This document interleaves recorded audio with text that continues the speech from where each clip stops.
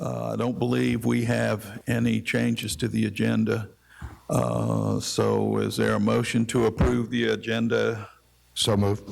There's a motion by Mr. Creel. Second by Mr. Gray. Any discussion? None. All in favor? It's a 6-0 vote. If the clerk would note that Mr. Marshall is out of the room at the moment.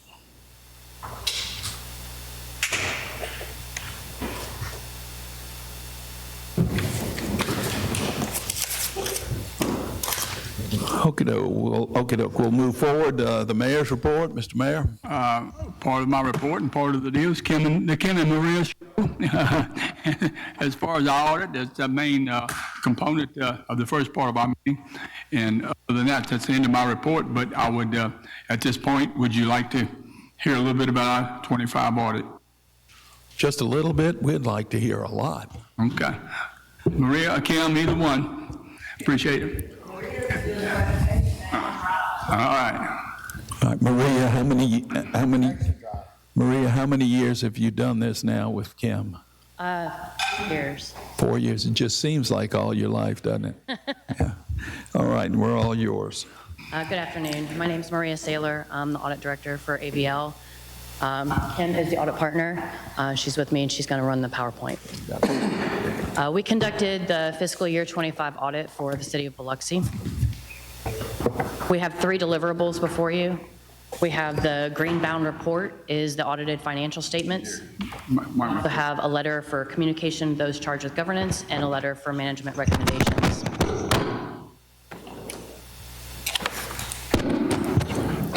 Okay. The communication with those charged with governance is a standard letter of communication. This outlines the responsibilities for the city as an auditee and as us as the auditor. And it communicates any difficulties performing the audit, any disagreements that we would have with management, any non-compliance violations or of contracts or grant provisions. The next letter, the recommendations to management.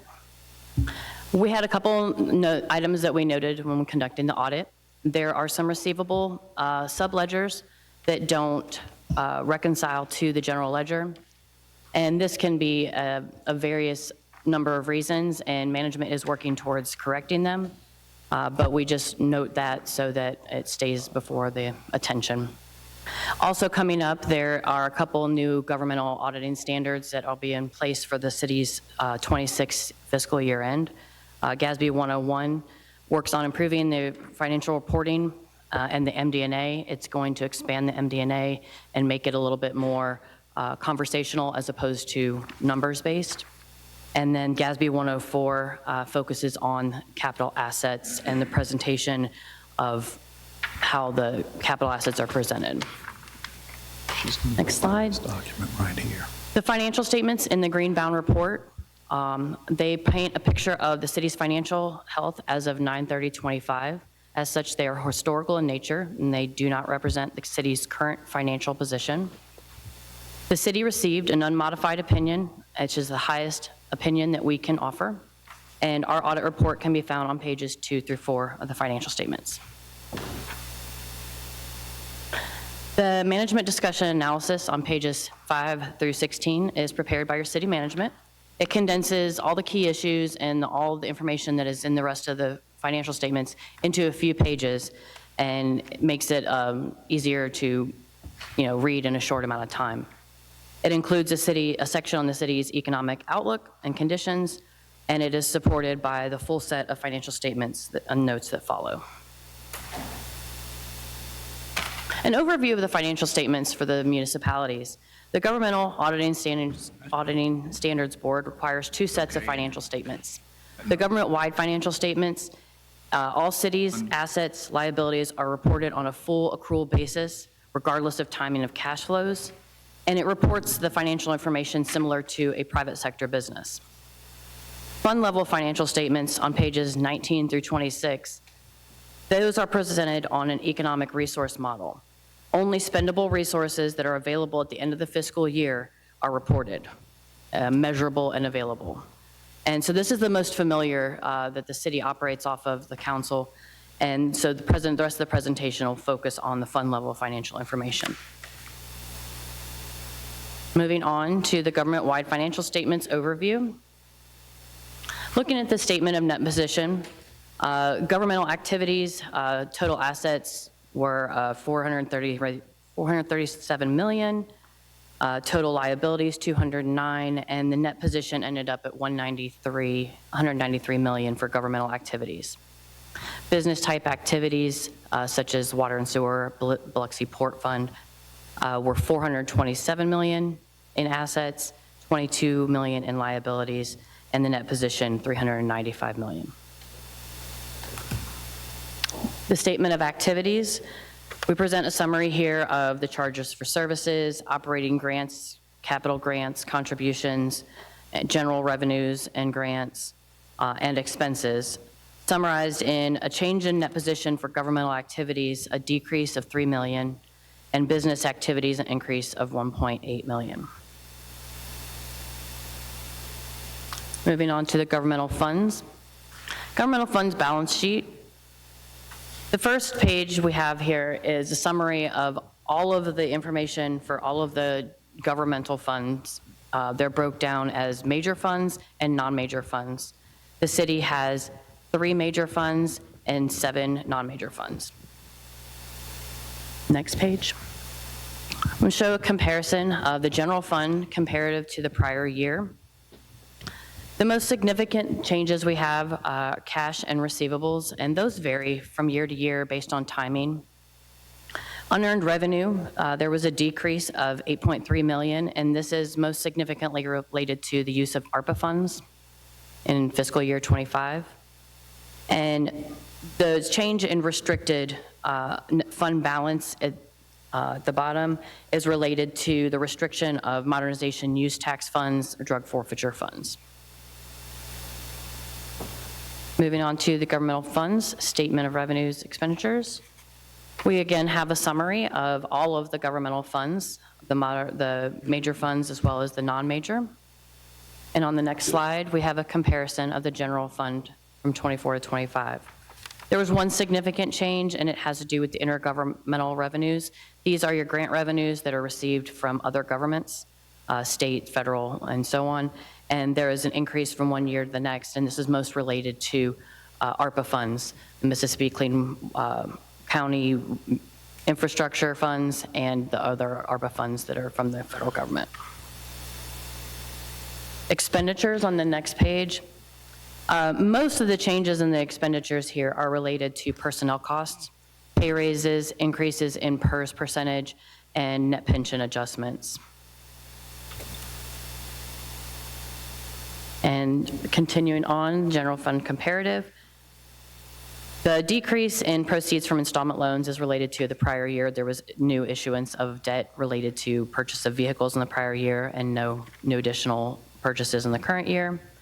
Transfers in and out, they vary from year to year. That's just moving from one fund to another within the city funds.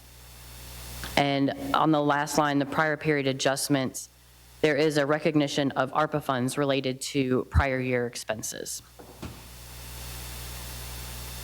Moving on to the proprietary funds. We have a summary of the proprietary statement of net position.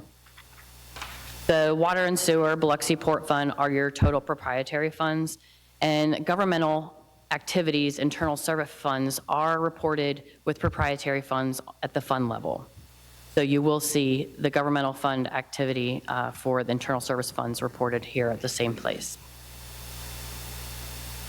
Moving on to a comparative of the balance sheet.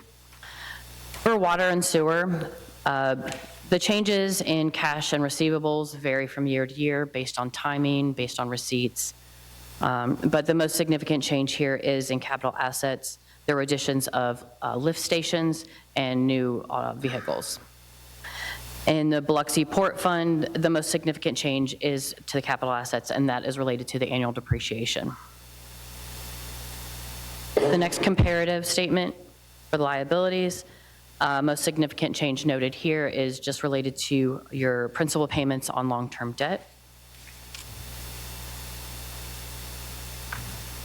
And then moving on to the port fund, changes in accounts payable varies from year to year based on timing, and the changes in the long-term liabilities and deferred inflows are related to the net pension adjustments as well as just principal payments on long-term debt. Proprietary fund, statement of revenues, expenses, and changes in net position. We have a summary here of the statement, and moving on, we compare a little bit of the changes between the prior 2 years. For the water and sewer fund, changes in the charge for services are related to an increase in fees and usage. And then also for contractual services, this is related to the Harrison County wastewater district payments. At the bottom, the prior period adjustments are related to the recognition of federal grants, that revenues that were related to prior period expenditures for the lift stations. And in the prior year, there was a GASB 101 implementation. Moving on, there were no significant changes on the second page for the port fund. The transfers in and out, those vary from year to year just based on the needs of the city and the funds that need to be moved. Moving to the statement of cash flows. The most significant cash flow information is that for the water and sewer, the cash flows provided by non-capital, these are related to the transfers back and forth between the city funds, and the cash flows for capital and related financing are related to purchase and construction of capital assets, and that equates to $2.8 million. Moving on, the most significant note disclosures that you may want to look at more in detail. On page 35 through 37 is note 2, and this details the city's cash and restricted assets. Pages 37 through 38, note 3, details the tax levies for 25, 4, and 23. 42, 45 details the long-term liabilities. Note 10 on pages 47 through 55 is the employee benefit plans and the related net pension liabilities. And pages 61 and 62 is the budgetary comparison schedule for the general fund. The city did expend over $18 million in the current year in federal funds. As such, was required to have a single audit. The schedule of expenditures of federal awards is on page 80. Most of the federal expenditures are related to ARPA and FEMA program grants. And page, not 483, page 83 summarizes the results of the city's federal awards. The city had 2 federal award findings. They were incomplete prior year schedule of federal expenditures of federal awards and lack of documented policies and procedures as required by uniform guidance. There were no question costs related to these 2 findings. The last page in the financial statement report is the compliance with Mississippi state laws and regulations. There were 2 findings related to non-compliance. The state preference law was not considered when consideration of a contract awarded to a non-resident bidder as required by state law, and bidding opened for a contract prior to the required 15 working days. Maria, and there are corrective actions that the cities acknowledge that they're taking, the steps they're taking to correct those. Correct. They are included in the report, management's response and corrective action plans. Do you have any questions? Actually, I do. If I'm looking for the most accurate fund balance at the end of the year, because fund balance is mentioned several times from different perspectives, I guess would be the best way to put that as a non-accountant person. Where's the best, where could I find the most accurate general fund balance at the end of the year? Where would I find that in this audit? The general fund balance is going to be on the governmental funds financial statements, and those fund balances are presented on page 19, and the general fund is the first column. And it breaks it down by the different categories. You have non-spendable funds that are related to prepaids or lease receivables. These funds are not cash and they're not available to be spent. Restricted funds, which have been restricted by either enabling legislation or external parties. And then committed, which is committed by the council or others. And then the remainder is the unassigned balance, which is at the bottom of the fund balance section. So on page 19, that figure would be $75,418,990. The total liabilities and deferred inflows. If you look a line above it, it says total fund balance, $27,929,000. Total fund balances. Okay. Maybe I didn't ask the question appropriately, so struggle through this with me. So at the end of fiscal year 25, what was the ending general fund balance? Where would I find it on this page? On the first column where it says total fund balance, $27,929,848. So, okay, I got you. So that's where we finished fiscal year 25, correct? For the general fund. Ms. Thornton, go ahead. But all of that is not available to spend. No, right there's restricted, non-restricted, and then is it unassigned? And so if that's the total fund balance, thank you for pointing that out, Don. Where would I find the unassigned portion? Right above it, it says unassigned, $11,521,562. Okay, so we finished fiscal year 25 with a general fund balance of roughly $11.5 million. An unassigned general fund balance, yes. I'm sorry, say again. Unassigned general fund balance. Unassigned general fund balance. And that also includes the Economic Development Fund. So $4 million of that's in the Economic Development. Gotcha. I'm sorry, I have to make a note on all this stuff.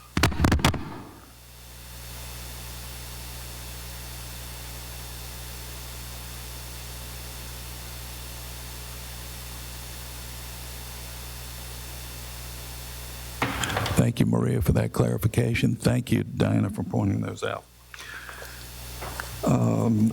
My next question is on page 24 of the audit.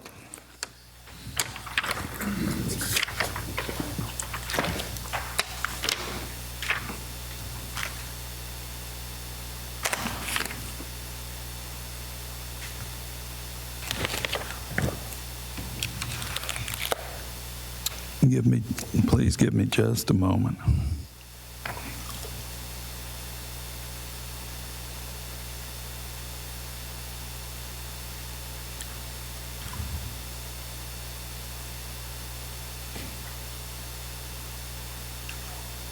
Sewer board formal.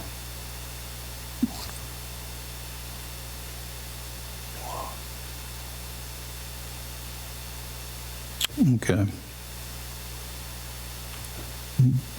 Little past the middle of the page.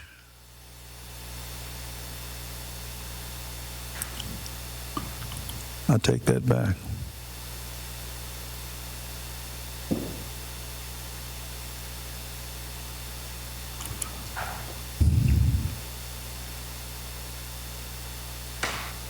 Okay. Under operating expenses, that section in the top half of the page, if you go down to the last line under operating expenses, it says operating loss. And that figure is $9,121,315. And I'm trying to interpret that. Does that mean we're underwater in our water and sewer fund? That seems like an awful lot, so I don't want to read anything into it. Is that what I should be looking at? It doesn't mean that you're underwater. The ending net position at the bottom of the page is 369 million. The current year operating, there was a current year operating loss of 9 million, 9.1 million. Say that again, please. There's a current year operating loss of 9.1 million for water and sewer. Okay. That's what I was going to say. It has depreciation and amortization in it. Okay, so if we took those factors out, what would the There would be a gain of about approximately $1 million. $1 million? Okay, so we've been trying to stabilize our water and sewer over the past years with slight but raise increases for the past probably 8 years, I believe. So it's good to be on the positive end of this, right? Yes. That's why it shows. At the moment, but the question is, given the cost of, as things increase over the years, whether that will continue. But the cash was it? Okay.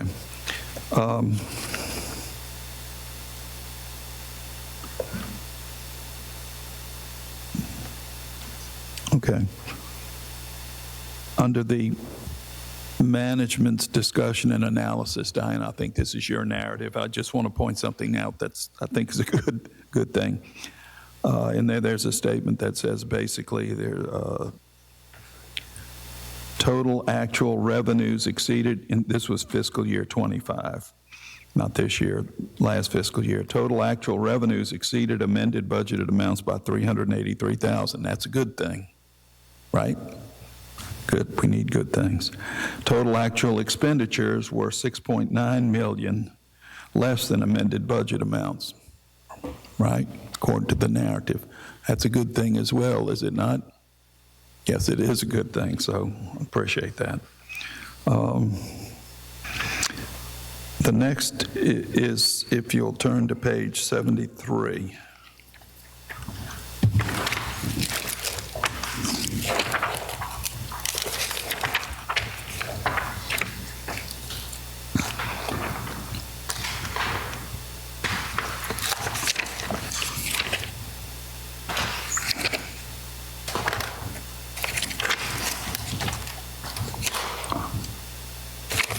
Okay, so I'm at 73.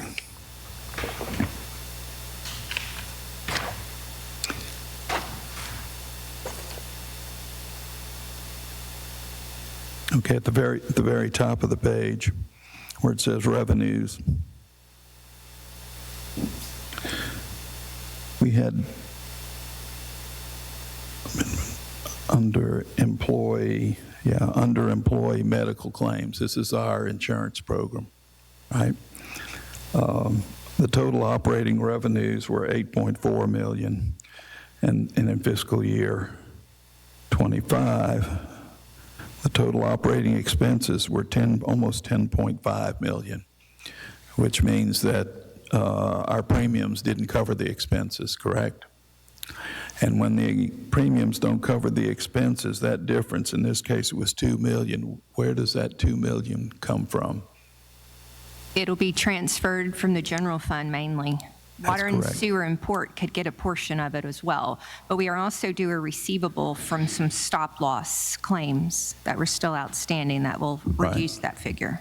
Right, I just want to point that out for our employees who may be tuning in, that you get great insurance, but then when our claims exceed our premiums, that difference has to be paid for out of the general fund, which those funds could be used for other things if it was a break-even proposition. So thank you, Diana, for that. Let's see.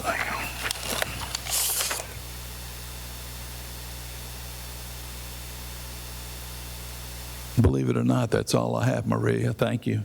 All right. Thank you for answering my questions. Thank you for putting this audit together.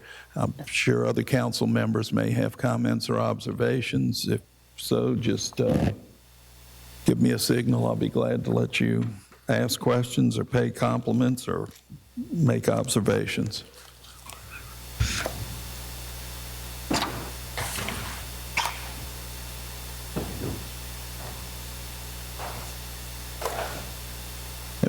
Anything? Question. Okay, really? Any comments, questions?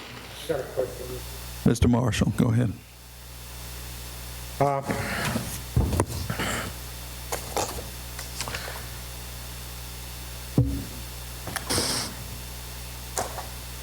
On page 84, in reference to the $7,129,264.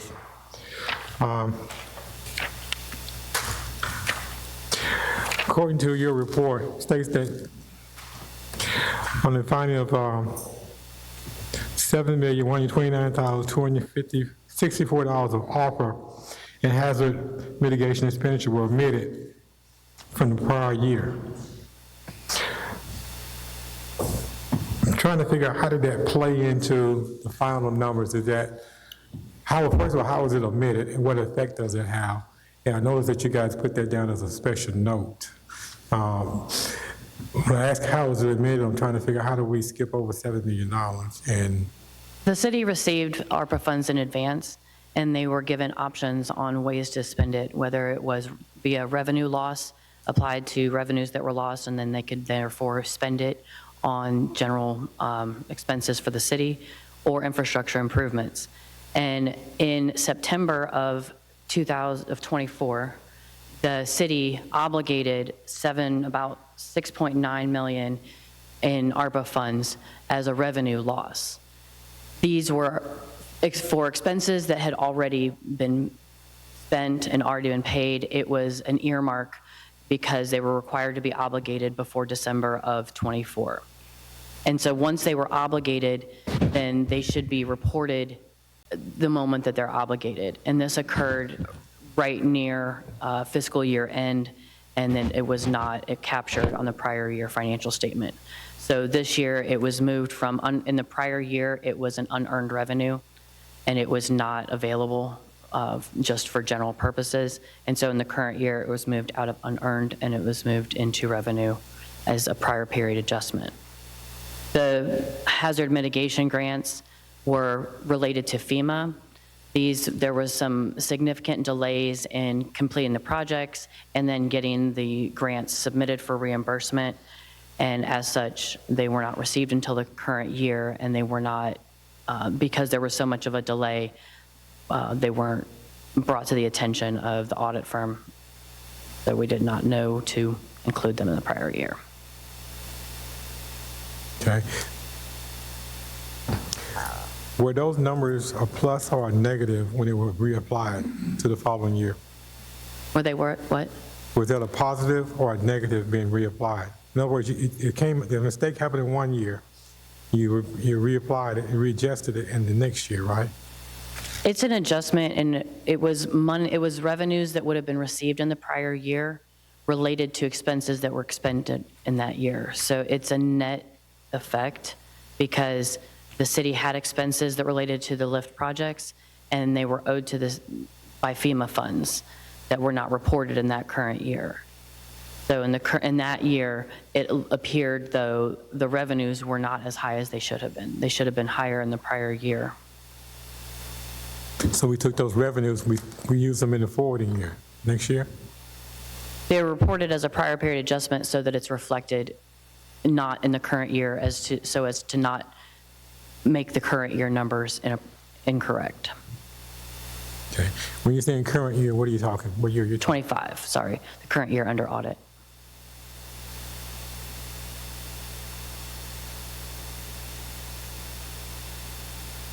This type of omission or error, was this like the first time it's happened, or? Yes.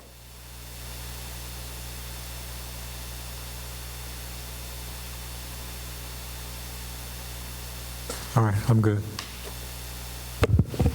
Questions, Mr. Glavin? Yeah, I'm just curious on our assets. What was the increase in our overall assets? Can you give me that number, where to point to that? You're talking capital assets? Capital assets, so what we've invested in, buildings and equipment and all that kind of stuff, because we've used some of our cash to, build those assets up. I'm just curious what was the change in 2025? They're presented separately on the financial statements. For the government, on page 39, you look at the governmental activities, and there were additions.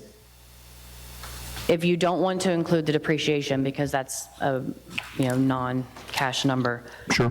There were additions of 6.7, and then transfers. The transfers are moving it out of CIP, construction in progress, and then moving it into the fiscal year, the fixed asset system.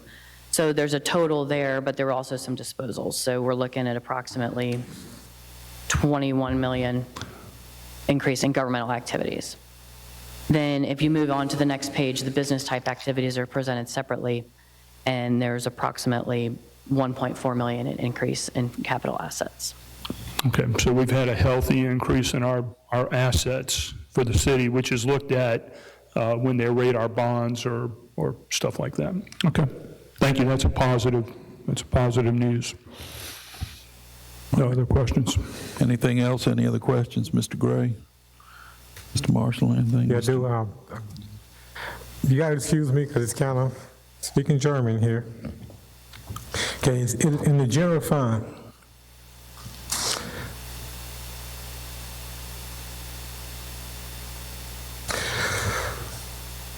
It says that the general fund was up 4.5 million over the previous reported year, prior year balance. Okay, I can't find my notes on it, but I think it showed a negative actually for 2025 change of approximately 2.29 million after the beginning balances were restated. I was trying to figure out how did that happen? What am I missing something? I didn't consider something?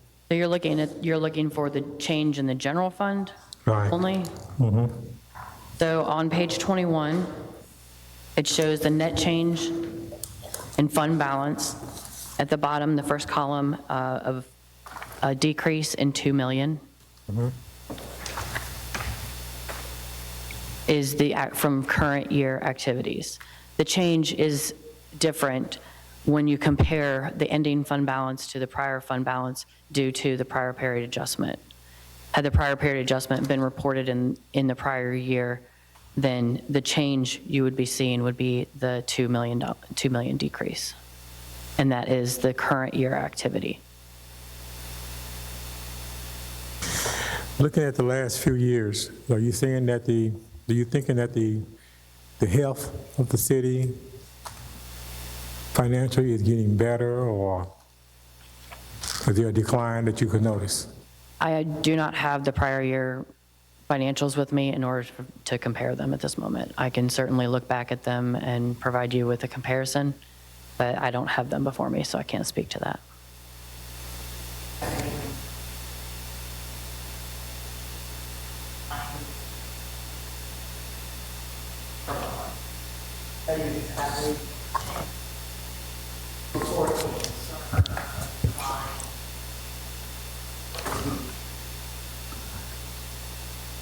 If I may, thank you, Kim. The accounting firm is in the business of presenting facts. Would that be accurate? Not in the business of presenting opinions, I think. Did I state that correctly? Right. Right. Exactly. Your opinion is this is an accurate audit based on the information you received. Right, that would be your...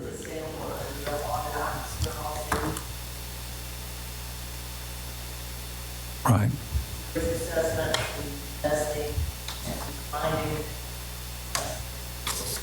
Exactly. I learned that last year when I met with you. I just want you to know I remembered. Thank you. Mr. Marshall, I'm sorry. Any other questions? I'm good. Okay, fine. Anybody? Mr. Shoemaker, you're suspiciously quiet today. You're contemplating. Contemplating quite a bit, actually. Okay. All right. Mr. Creel, anything? Kenny, you're done? All right, as far as I know, we're done. Do we need to take any action in terms of accepting this audit today? And that's all we're really doing is or receiving the audit. Would that be a better word? Okay. So there's a resolution to accept the audit as Not today. on that, okay, at a future council meeting. That's good. You're just here to present it. Thank you, Maria. Yeah. I'm going to work hard to remember your name after 4 years. Thank you, Kim. Appreciate it. All right. So there's the audit for you. All right, at this point, we'll move to citizens' comments. We'll allot up to 45 minutes. We'll give each individual speaker up to 3 minutes. When you're recognized, come up to the table, sign in if you've not already done so with your name and address. You'll have to pull the mic close so that everybody can hear you. Please state your name and your address clearly so the council clerk can record that accurately for the minutes. That being said, is there anybody on my left, your right, that would like to speak? Yes, Ms. Ruski.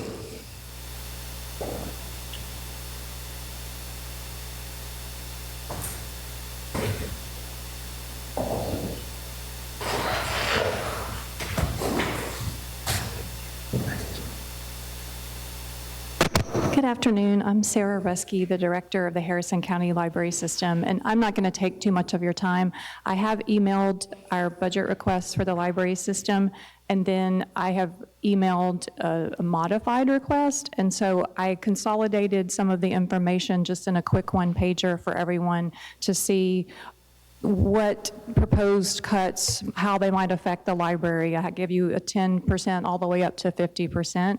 And so I just wanted to share this with y'all to make sure you got it and hopefully put it in an easy to consume format. And that is all I wanted to say. And thank you for your time.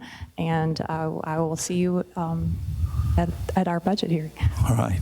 Thank you, Sarah, and do appreciate the email that you sent everybody dealing with the implications in terms of funding. Thank you so much. Is there anybody else on my left that would like to speak? Here's your opportunity. Anybody on my right, your left? Last call. Gee, almost everybody out there is an employee. All right. Thank you. That concludes citizens' comments. We'll go to the policy agenda now. The subject matter of the meeting is to discuss the fiscal year municipal budget and for related purposes. I think today we're going to be looking at 3 or 4 departmental budgets. And Mr. Weaver, I will turn it over to you. Yes, thank you. We're going to be able to present this draft budget to you currently. Right now, we'll go over the police, administration, executive, and legislative today. As you can see, overall, the directors and the managers have came together and have tightened the belts as much as we possibly can. One thing I do want to look at is the employee count on your spreadsheet. It was presented. As you can see, that will be a reduction of approximately 25 slots. Currently, right now, the layoffs have not done anything on that. No layoffs have been done. These are positions that were vacant from either retirements or individuals that have left. So we have not filled, or not going to fill these positions currently right now.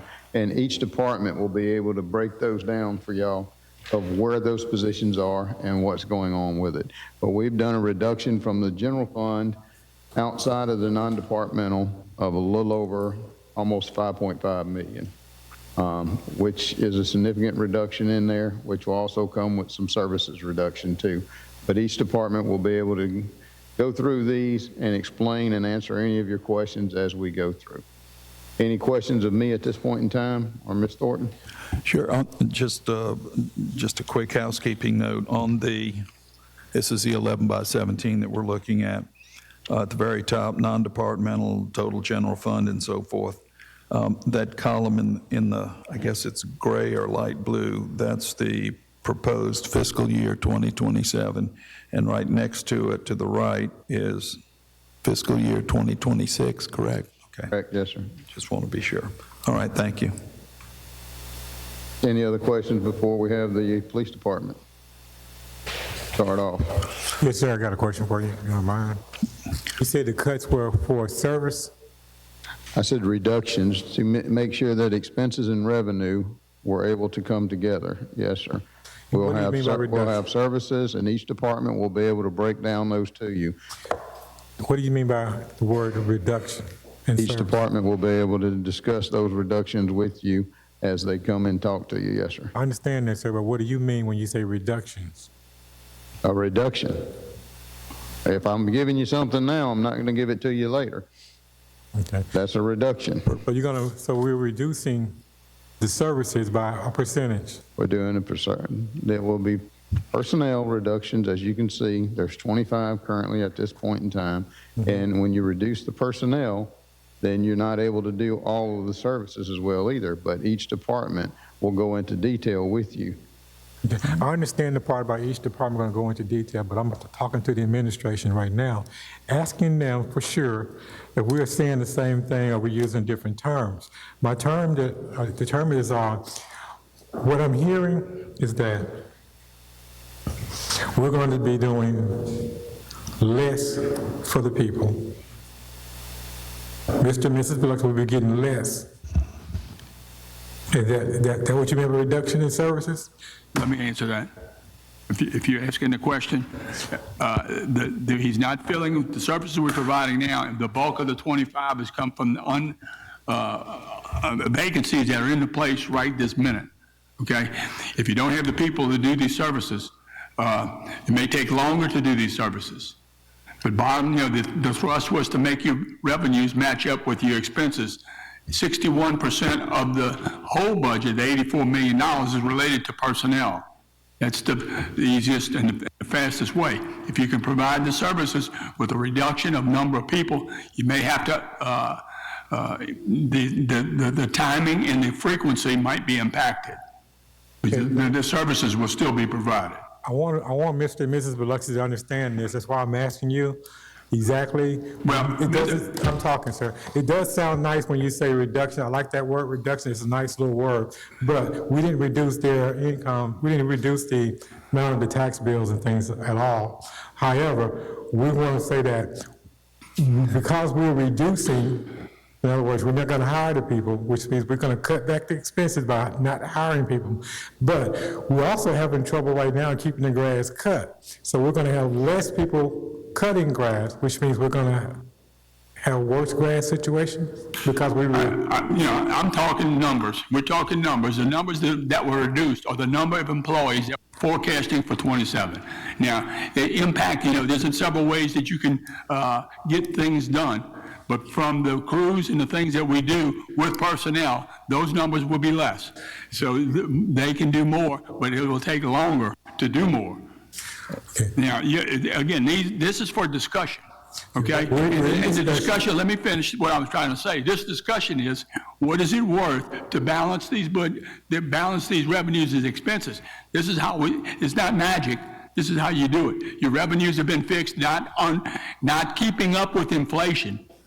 And again, so how do we keep up with your council's desire to make a balanced budget? When you mean balanced budget means equal revenues, equal expenses. This is a way to do it. Okay. So Go ahead, Mr. Marshall. Go ahead. I want it to be clear because people are asking the question. We're not doing a good job of giving good service now because we're looking at the people complaining, all the complaints we're getting. So we're going to do less. Well, these questions you need to ask each department manager if you can perform the things that you're doing now. But this is the whole intent, was to let each department tell you how do you propose to provide even better services or more frequent services. That's this question. That's the question you need to ask as you review with each department. I'm asking for clarity. I can ask I don't know how to make it any clearer. We're reducing the number of people. That's the reduction is the number of people we've proposed to hire. So if I might offer this, we'll get into the nitty-gritty details by speaking with the department heads. They'll be able to tell you how the day-to-day services will be impacted. If I may, Mr. Marshall, ask Go ahead. I'll ask my question after you complete it. Go ahead. Okay. Before we start calling the department heads, okay, they're not in charge of generating the revenue or anything. They're just in charge of meeting the numbers. Okay, I understand that, but I don't want Mr. and Mrs. Biloxi to think that word doesn't mean what it means. We can sugarcoat it all we want to. We're going to give, what we're proposing is overall, each department supply less services to the citizens of this city. Am I correct? You know, the whole initiative was related to making revenues and expenses equal. That was the root of the situation. Now, there are other ways to do things, like increasing revenues and those other kinds of things that may, impact. We may hire more people, or your budget may allow us to do it. But the whole root of this is your directive to say, make revenues equal expenses. And this is the first draft of how we're going to do this. So the law is, by understanding, that we have to have a balanced budget, which means our revenues and our expenses must match. It's not a balanced budget. It's revenues equal expenses. That's not a balanced budget. Okay. Okay. When you say reduce employees, I want to be very clear what you're actually saying is that we're going to have less people. We're not going to hire people to do the job that needs to be done because we're going to save money. In order to make the numbers work, we're just not going to hire the people that we need because we can't afford to hire them. Councilman Marshall, this is a balanced, as close revenues versus expenses as we can get. Apples and oranges, sir. Sir? I'm asking a question. I don't want to make a statement. Please, whenever you allow me to comment, then let me know. Are you going to answer the question? That's what I'm asking. Go ahead and ask your question, sir. The question is, are we not hiring people because we can't afford to hire people, which will result in us not, as a city, providing the people with the services? Is that a hard question? This first draft of this budget proposal to the council has a reduction in the amount of employees. This will not be a final draft until the council votes to accept it. This draft will go through multiple different revisions at that time. We're submitting this to you now to have the discussion of how do we make revenues and expenses come together. Now, as we increase revenue, we can increase expenses, which will increase the employees, which will also increase other services as well too. So did that answer your question, sir? Simply put, no, sir. Everything you just said is basic knowledge. I just want the administration to say very clearly, so Mr. and Mrs. Biloxi would know, that we are at this draft, contemplating, according to this draft, having less employees to provide the services, which in turn means we're going to be servicing the citizens of this city less. If I may, I would think that it's self-evident. Obviously, if we don't have the manpower that we had this current year or compared to the previous year, we're not going to be able to provide the same level or frequency of service. That's correct. As we've done in the past. There are fewer hands. So we're going to have less people working for this city, which means that we're getting complaints that we don't do enough for the citizens already. So come next year, according to this draft, we're going to even be doing less.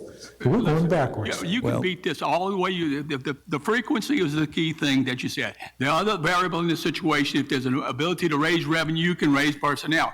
But if we're not giving up the services, the frequency is what will be impacted by the reduction of number of people. Right. Now, your wish was to make revenues equal expenses. This is our first draft at doing that. Now, you want to talk, 50 to 60 more minutes on this. This is the first draft of this. And we haven't even talked about revenues and some of the things we could do to impact the quality and frequency of service. We're not giving up anything. And you can question each and every one of these department directors that you're going to be talking with, how they can do this with these numbers.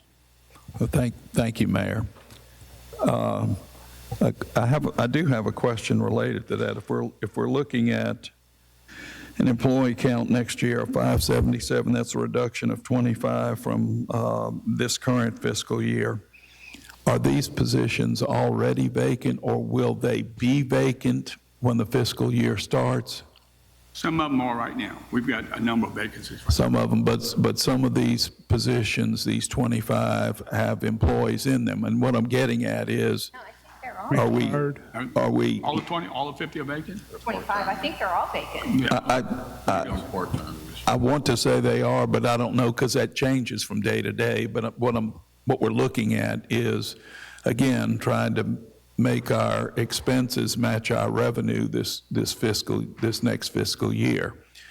And I just want to be sure that we're not laying off people at this point. That's not what we're talking about. We're talking about 25 positions that are vacant or with retirements will be vacant here when this next fiscal year rolls around. It would be similar to vacant positions that we carried for years, for a number of years, that we didn't fund this year because they'd never ever been filled over a number of years. So the fact that we're having fewer employees this next year, that's been true probably with each of the past several years, if we looked at the actual number of employees on the job as opposed to the number of positions in the city. I'll just leave it at that, but we'll be able to get to the nitty-gritty. Let me say, this is as of 7/9. Okay, vacancies in by department: administration 2, community development 2, parks and recreation 5, police department 16, fire department 11, 7 in public works. That's the vacant positions right now. We're always looking for employees. That's right. We can't find enough police officers. And what we did in this current fiscal year was we reduced the funding for personnel because we funded only those positions that were filled at that time. In fact, we have this year, except in special circumstances, usually for first responders, we've not filled positions that became empty this year. Or maybe if it was a special skilled position, but for the most part, that's kind of been our trend lately, is to try and match our revenue, our expenses better with our revenue. So this year, here's where we find ourselves. With that being said, any other comments? Just a minute. Mr. Glenn, I just want 1 minute. So to be clear, I heard you loud and clear, 25 positions that are currently vacant, unfilled. We're starting there. We don't intend to fill those positions.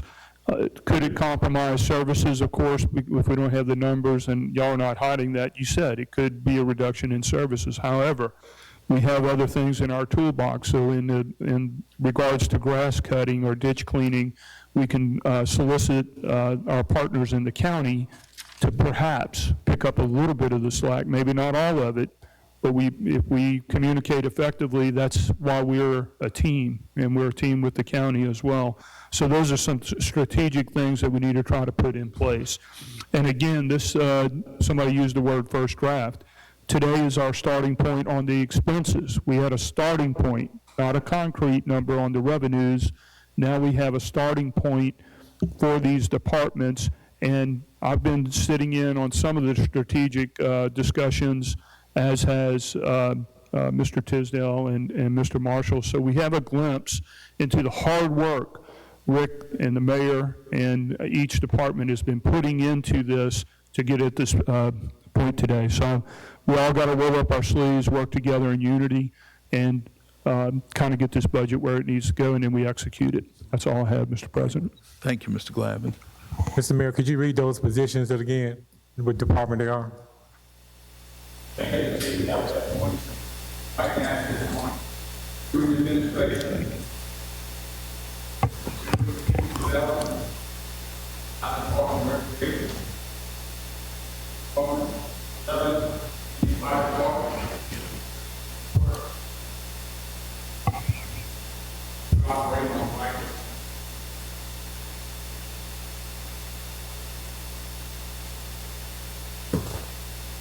How many was with the police department? Speak into the mic. And to clarify, I'll repeat that again. I apologize. And if I may, to clarify that, although we have, These are positions that are available. That- right, so we have 16 positions, let's say, in the Biloxi Police Department. Right. They're not all Let sworn. me say it again. They're not all sworn, no. They're not all sworn officers. We want the public to know that. Go But ahead. again, let me say, 2 in administration, 2 in community development, 5 in Parks and Recreation, 16 in the police department, 11 in the fire department, 7 in public works. And those are the numbers that you get, each one of y'all get on a monthly basis as well, sent to you from HR department. That's correct. And generally, in looking at that report that you're kind enough to send to us, the number of positions vacant in the city vary from 7%, which I think in looking at it, at the data, would be a relatively good month. We only had 7% vacancies, which is about 40 positions. Think about that. And sometimes it's as high as 11%, which is 60 folks. So, I mean, the service, frequency of service has been impacted every year for the past number of years, probably since maybe just before COVID or COVID. Ever since then, it's just tough to fill all these positions, and that was 5 years ago. Okay, we're ready to move on? I got one question. All right, go ahead, Mr. Nail. Does the city employees know that what we're doing here today with this budget, that they might need to step it up a little bit? I'll ask those Maybe start working a little harder? Because we're trying to make this work our own selves. Well, Yes, sir, all the city employees, they have supervisors and the directors are here.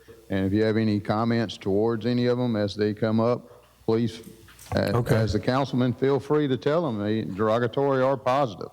And if you think that they need to step their game up, let that director know they need to step their game up. If you think that they're doing a good job, let them know that. Okay. But what I would ask is that you understand the entire picture and not just see a snapshot of something. Okay. And I also would ask that we take a look, and if we're going to do a revenue generating aspect, that it not fall on the city employees solely.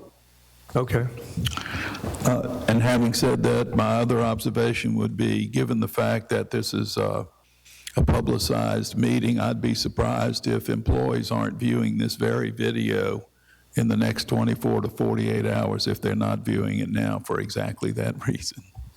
All right, I had another question out, just for clarification. final question? Yeah. Okay, go ahead. Of course, always a final question, always. Mr. Mayor, you said it was 25 positions, but your numbers indicate 43. that's right now, yeah. We're proposing 25 less than what's the vacancies show right now as far as numbers. What I'm telling you is we have 43 vacancies right now today.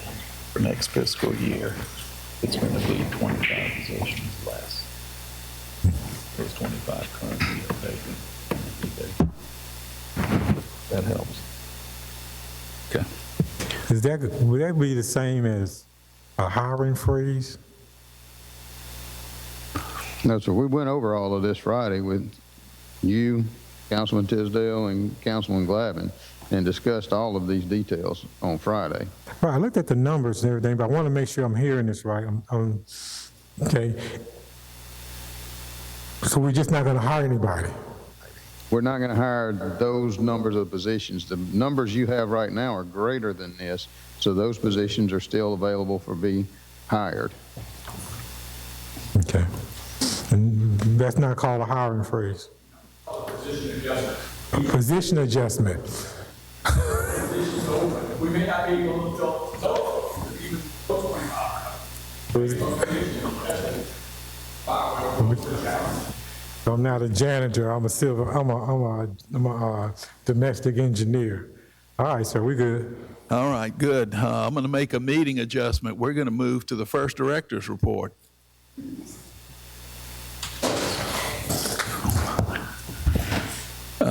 Chief Everett, welcome to the big dance. Thank you.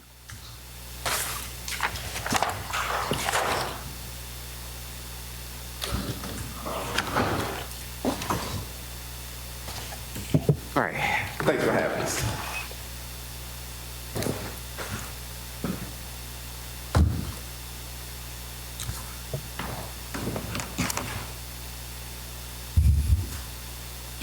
Who is your sorcerer's apprentice, your trusty sidekick? Sorry, I'm Laura Slater. I'm in the finance division. All right. Thank you for being here today.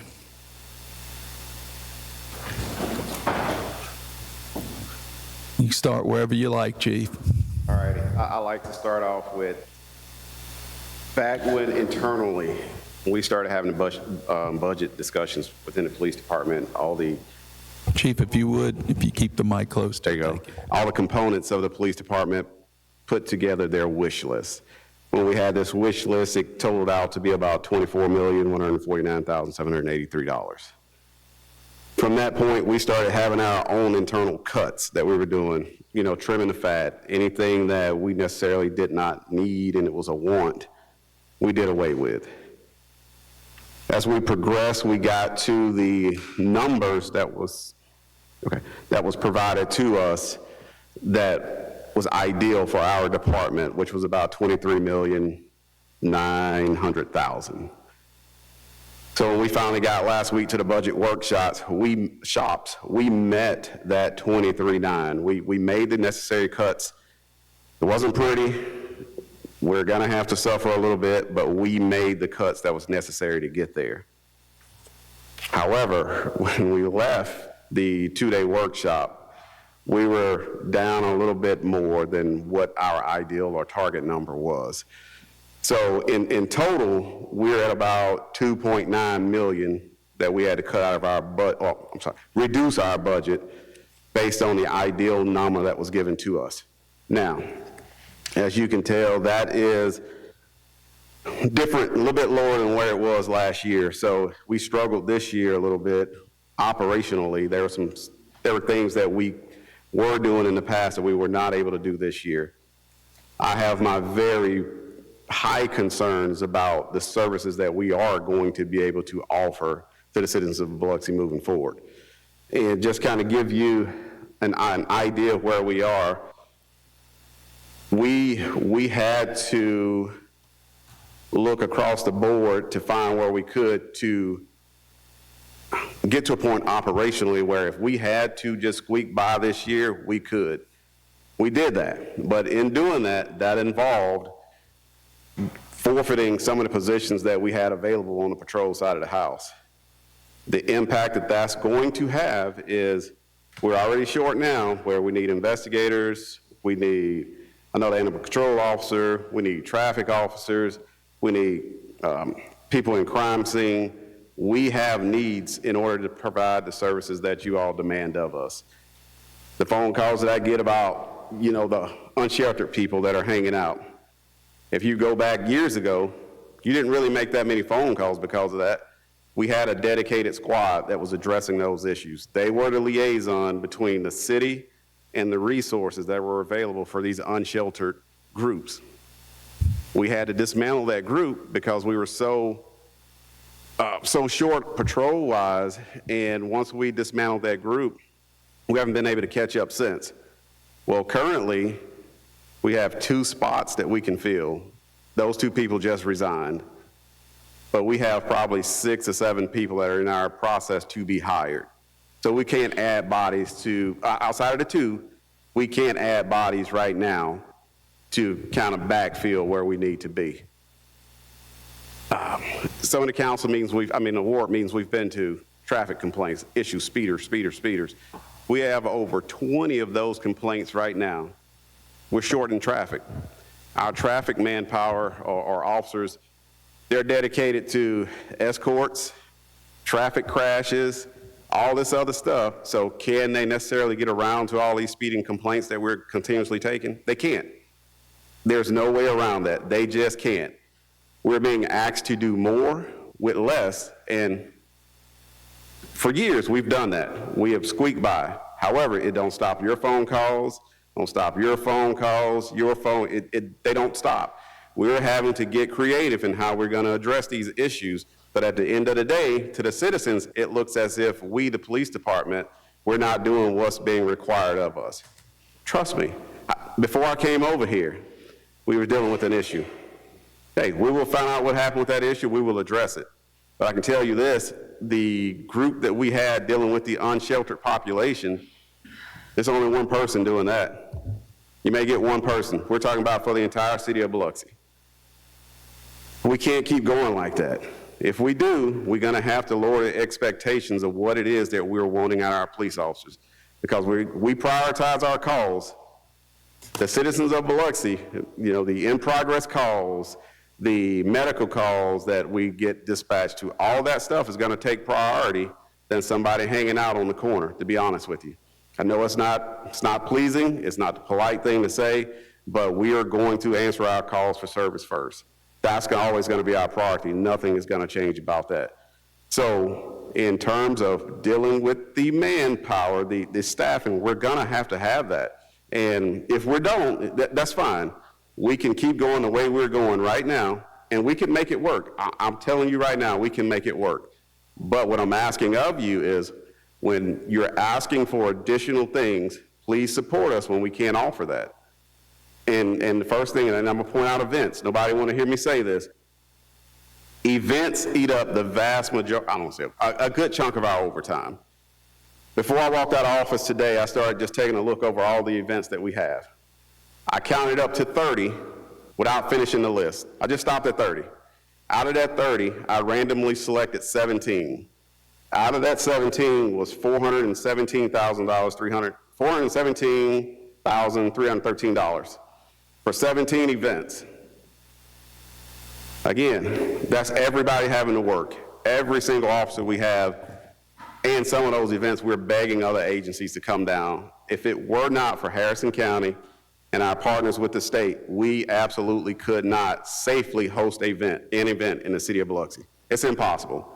Scraping the coast, cruising the coast, spring break, air shows, whatever you look at, if we want to protect our citizens and the people that are here to enjoy this event, we could not do it alone.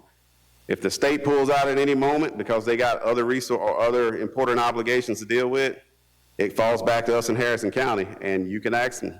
We are strapped during these events because they have other areas that they have to take responsibility of as well. I don't know how else to look at that one. And then I touched on, I stopped at 30. Could we do this? Absolutely. But that 31st event, that 32nd event, that 33rd event, when it comes before the committee, we can't support those. One, where's the money going to come from? Where are the additional resources going to come from? These are all things that are going to fall in our laps, not just us. When we have these events, we drag fire department, we drag public works, we drag community development, parks and rec. They're all in this with us. The police department alone just don't go deal with it. So now that, you know, $100,000 or whatever you're looking at the police department, that's intensified because we have the other services from the city as well that's being rendered. So it's something that's going to spiral out of control if we don't get ahead of it. So, and I'm not here to point the finger at anybody. I'm not saying it's the mayor's fault. I'm not saying it's Mr. Weaver's fault. I'm not saying it's your fault. All I'm saying is, here we are this time. We've gotten a peek behind the curtain. We know where we are. What we're doing is not working. What we have to work with is not going to cut it when we are trying to sustain what it is that we are doing and add to that. That's just the truth. I wish I could dress it up better, but that's the truth. In this particular reduction of services, we lost the ability to hire additional people. We lost cars that we need. We lost items that the camera system at the police department, outdated, unsupported. If a crime were to occur within that police department, we have to rush right now to get the video pulled. It's so old, we get about 4 to 6 days where it starts recording over. Right. In talking to IT and other people about this camera system, the vulnerabilities that we have by this old system is through the roof. It's a liability. We had to cut that from it. We had to remove that to meet this number. Our CVSA machines, they are truth detecting instruments. We use those for criminal cases. We use them for administrative investigations. We use them for background in the hiring process. Well, they're exceeded their support life. And anybody who's ever dealt with those machines know after 4 or 5 years or so, they get to a point where they start glitching. Maybe it's designed that way to keep us by. I don't know. But when they glitch, we're talking they shut down and you start over. That's a lengthy process. We're at a point where we need 2 right now. However, we can limp them along. I'm okay. We can do that. We can stretch it out another year if we need be. The picture I'm just trying to paint is we can maintain what we're doing. We can't add to it. We absolutely cannot add to it. And we've asked questions, whether it was myself or other department heads, we've asked questions, how do we get away from this? And we don't have the answers. We don't. And if you look at our budget that was cut, you turn to Parks and Rec. Okay, well, why can't you cut more out of your budget? Well, they can't either. We were all in the room together. We go back to our agencies, and the first thing we hear is, what is the city doing for the people? I had somebody tell me yesterday, or ask me yesterday, why is the city trying to balance the budget on the backs of the employees? I don't have an answer. We give and we give and we give, and it just seems like more and more is being taken from us. And this isn't, and just from what we're seeing here, it goes back to the doing more with less, and we're just going to need the support when it gets to a point when we cannot add more to our plate. So, sorry about the rant, but. That's okay, Chief. I don't consider it a rant. I consider it a clear, level-headed explanation, which is why we're here today. Here's the situation. Everybody needs to know what the situation is, because we know we have some difficult and challenging questions to answer, and also determine how we're going to allocate these dollars that we have. So appreciate your candor on that. I got a question. Go ahead, Mr. Gray. Where do you need to be at? Where do you think you need to be able to service the people, give them the service that they need? All right, so ideally, 147 is where we want to be. And that 147 would give us the ability to bring back this squad, this proactive unit that we have to address the unsheltered population. It gives us the ability to add to our traffic division. It gives us the ability to beef up our patrol numbers to where maybe we're getting a little bit ahead, and we can start adding other components to the police department, such as in our future plan, our 5 to 10 year plan, we have a proactive unit that we've been planning for a couple years. We put this proactive unit together. They are going to be split into 2 squads, and they're going to go on the same schedule as a normal patrol officer. However, they're going to specialize in dealing with some of these in progress and aggravated calls. However, on the backside of it, they're going to be working different hours as well, which is going to cut down on the amount of overtime we're getting for investigators being called out during the night and over the course of the weekend. So you need about 1.7 more than what you got? Sir? You need about 1.7 more than what you have now? Is that what you're saying?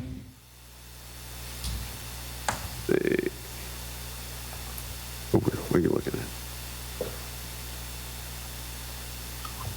Let me do some quick math. Chief, if it, 147 is Then 147 or 1.7?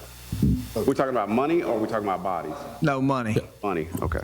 Money. How much more money do you need than what you're getting now? We know you need all the bodies you can find.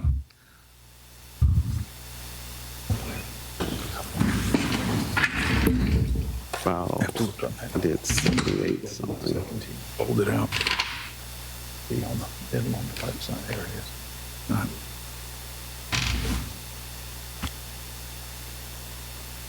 Little over $1 million. That won't give you vehicles. That's something else we had to cut, right? Or reduce. We reduced our number from 11. We had 1 ACO, add an animal control officer. We removed that from our wish list, and then we reduced the amount of vehicles from 10 marked patrol vehicles to 3. So if we hired additional bodies, we're gonna need additional vehicles. Okay. All right. And each vehicle basically upfitted and everything is what, about 80 to 90,000? A chunk, thank you. All right. Go ahead, Mr. Gray. That's all I have. All right. Thank you. Question, Mr. Creel. So that direct purchase, is that vehicles? The 127, I believe it was? 128,409?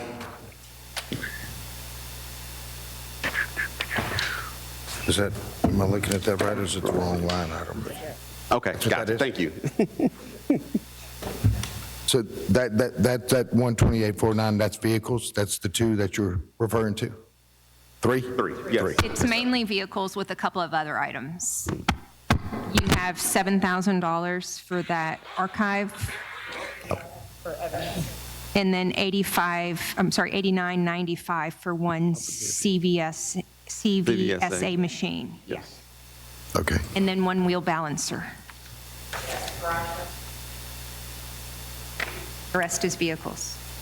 So we didn't buy any vehicles last year? All the vehicles we did last year were leased? Is that what that? But we purchased them. It's just a lease purchase to pay for them over 5 years. But yes, we did purchase them. So that's a 752, Diane? Is that the 752? Where do you see 752? The FY 2026, right below the direct purchase? Oh, I'm sorry. Yeah. Count number. Right. 6040, yes. So that's what that is from last year. So, all right, so this would be a capital purchase. The three vehicles we would actually buy outright. Right. Okay. Financing. What we're looking at, Councilman Creel, for that is we've discussed before that from the actual patrol units, we try to rotate them out every 5 years. So 20% of his fleet would be equivalent to at least 11 patrol vehicles. That's not including any of his administrative or anything else. So, but this year, based upon the money, where we're looking at, did a reduction down to 3. So this how many vehicles was it last year that the 752 11, reflects? I believe. 11 patrol vehicles, plus he had 2 or 3 administrative vehicles, I believe. I don't know that we got administrative vehicles last year. You got a couple of them, not much. So, but we did the 11 to maintain the that's right. 20%. Sure did. And then we're moving from there. And we're trying to do 11, 11, 11 to keep that going to where they always had some, because you're always going to have either vehicle down. Unfortunately, we do have accidents from multiple different reasons. And so those are things that just happen. So that 752 would be a 5-year deal? Is that what we're looking at every 5 years, that 752? No. No? No. Every year, 11 vehicles. Right, but that 752 represented 11 vehicles that we leased last year, leased a purchase? Yes. Okay. So Chief, and I know you're down some employees, but I know we have that 80% gig going on, and you've had some people take advantage of that, correct? We've had nobody right now. We haven't done anything with that, from my understanding. Anybody who retired that will be eligible for it could not apply for it until their 30 days were over. Okay, so do we know what savings that would be? I mean, I know it's If we were to hire someone, the general average is about 11.8%. is what we would save? Yes. And that's going to fluctuate multiple different ways, in which Diane is going to go into more detail. Well, we didn't budget to bring back an 80% people because there's no guarantee that they'll come back. Okay. So we budgeted the position at the full rate in case if a different person fills it. Okay, now, did we include that position for a potential comeback in this? But the position is budgeted.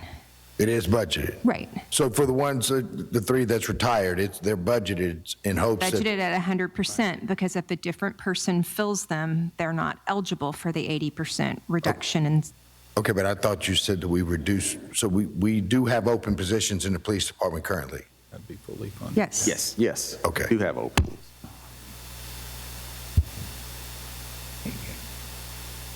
That's right.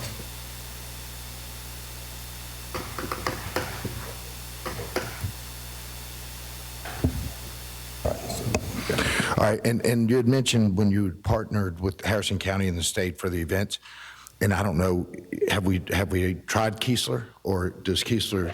They will, I've tried, personally, I've tried to get Keesler. Their legal team will not allow them to arm off base. Got it. Okay. And then outside security, is that even an option? A private security company to assist? Well, I mean, I guess we would, is it an avenue that we looked at to see if it would be a cost savings as opposed to having more overtime, if it would be less expensive to contract than it would be to have your entire force working with overtime, especially with the whole package that we have in PERS and things of that nature? Well, I'll say this, that's a little bit unique in a sense because of what it is that we do. Normally on these events, our officers are out in the middle of the event itself. You put a security officer out there, especially unarmed, no protection or anything like that. When people need help, they're going to the first person they see they think is a police officer, and they're not going to be equipped to deal with the situations that we're equipped to deal with. So I would say that'd be kind of unique in a sense. So, and the only reason I brought it up is I would think that you have the expertise of identifying the positions where your officers need to be and where a security officer could be that would be less interactive or less, instead of putting a police officer there, someone that didn't need to be in the heat of the matter. But yeah, I get what you're saying on that. You know how to catch a unique rabbit, right? How's that? Unique up on it. So I think there may be an opportunity to look at financing there. So you mentioned your camera systems in the downtown. Is there grants not available that we could explore to see if, I know there's match money that comes with that. I know where Mr. Rick was going with that. I know there's match money that comes with that, but is there federal grants that we could explore? I know Congressman Ezell does a lot with the law enforcement with federal grants. So that's why I was asking, have we explored anything on that? But we actually have started looking at it. We haven't found a true source yet that will, I guess that will fall on it, or that would meet the criteria for. I know a few years ago, Director Miller and Chief D-Bag, they both looked at some of the state technology money to try to get that process rolling, and I don't believe that ever panned out for one reason or another. Okay. And then I agree with everything you said, and I understand your concern when you say this is what we can get by with this year, and we can't put more on our plate because our plate's pretty full right now. However, I want to I'd be remiss if I didn't remind this council that, especially with our police and our fire, not to demean any other department, but we really have to look at what we give up short term and what we're going to be giving up long term as well. I understand this gentleman sat there and he cut and did what he needed to do to get what the numbers that, and we appreciate you going through that exercise 1,000%, because I know it's not an easy job and it's not an easy job for us, but by doing what you did, kind of, we're in this together. We're in this together. So, we're here to help you, and you gave us a valiant effort bringing what you brought to the table, and we appreciate that. But please, we have to understand what we're giving up short term. Let's not make sure we don't give that up long term either. I don't want him to come in here with this 23 million and all of a sudden next year we said, well, you did it with 23, can you do it with 20? That's not the way I'm foreseeing this gentleman. He come up here with a good faith estimate. We're going to look at it, see what we can do, and we're going to reinvest in you. So thank you. Yes, sir. Thank you. All right, thank you, Mr. Glavin. Yes, Chief, appreciate you sitting in the seat today and answering some of these difficult questions. I had some similar points that Councilman Creel made, but I'm going to focus back on the grants, and I've been doing a lot of research prior to this meeting and jotted some of these grants down. So are you familiar with the Mississippi Office of Highway Safety Patrol grant? Are you that particular one? I haven't looked at it directly, no, sir. I think, the acronym is MOHS, but it reimburses 100% of some cost. Okay, I'm not aware of the grants that we have, so that's why I jotted some of these down to kind of answer that question. So I'll mark mine off that we are participating in that particular one. And I believe we're also in this other one, the Mississippi Office of Homeland Security has some Homeland Security grants, and we're using some of those. There's also another grant, I jotted down, the Mississippi Community-Oriented Policing Services in Schools. Have y'all heard of that one? Is that the more related to school resource officers, I guess? Well, it's $10,000 per officer to deploy at school resource centers. Yes. Yeah, okay. And there's another grant called the Justice Assistance Grant.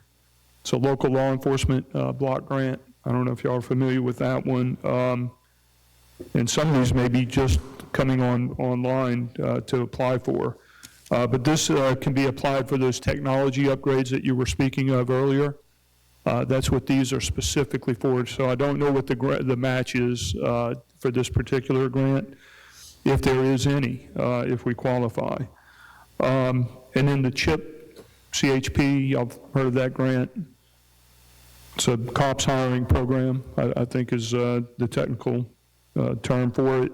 And that's direct federal funding to cover up to 75% of any entry-level positions or fringe positions. Yes. Okay. And I know there's probably several more, but I think maybe another brush and scrub at the available grants. You never know what we may uncover to fill a significant, or even if it's a little part of the gap, it certainly helps. Have we ever considered, and I know this is budget meetings, but following reports online for non-violent, crimes, or maybe past tense crimes? We have. There was a program looked at a few years ago that I believe was budgeted, I want to say maybe 23, 24, but it was one of the things that got reduced out of our budget as well. Okay, and then video calls versus actually dispatching a car to an address if possible. I know some law enforcement agencies are going to a video call, and it saves on gas, wear and tear on that vehicle. And again, these programs would have to be given some thought. You can't, pull the trigger on these tomorrow, but there's certainly ideas as we move forward and think outside the box a little bit. That may be something that we look into. Let's see. Mr. Glavin, I will say to that, for something along those lines, we're going to most likely have to get with the court about as well, because if there's anything that at a later time there's going to be some type of affidavit signed against somebody for arrest, it's going to come, that person's going to have to be subpoenaed, and maybe I'm overthinking it, but I want to look at that as well. As you should, right. Overthink it, especially in law enforcement. I mean, that's a critical service that we provide to a city like ours. So I just wanted to point those ideas out, just as a outside the box kind of way of thinking.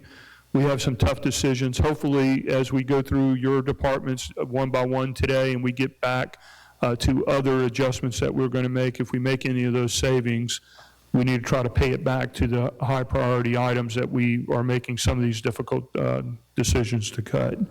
That concludes my report, my comments, Mr. President. Thank you. Thank you, Mr. Glavin. Mr. Shoemaker. Thank you. Chief, yes. Great presentation.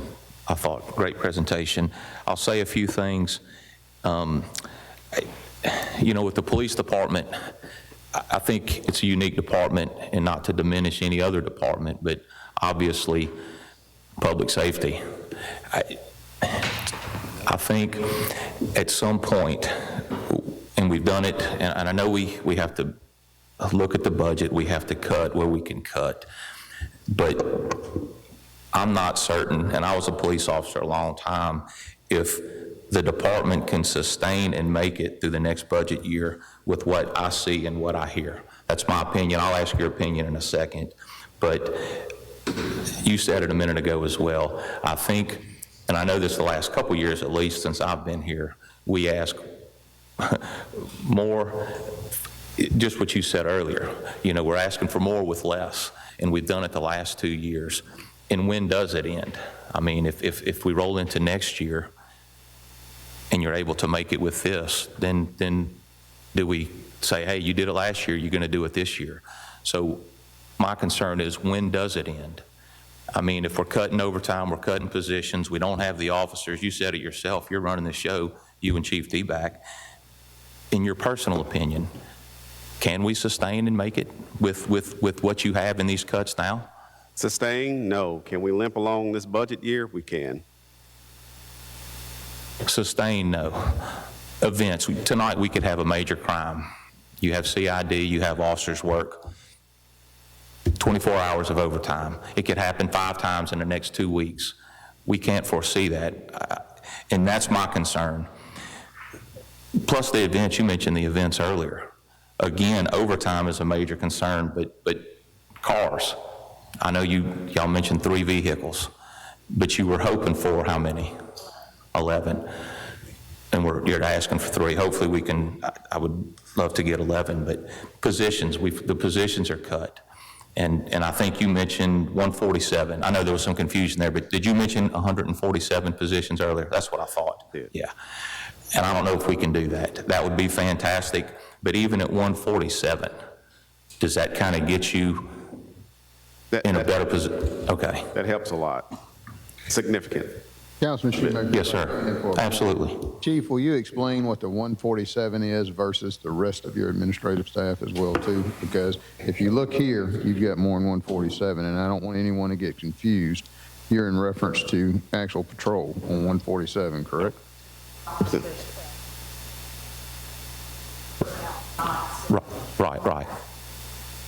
Right. Do you know, just out of curiosity, are we at 132 sworn now? 132. Do you know what the increase in money would be between 132 and the 147 sworn?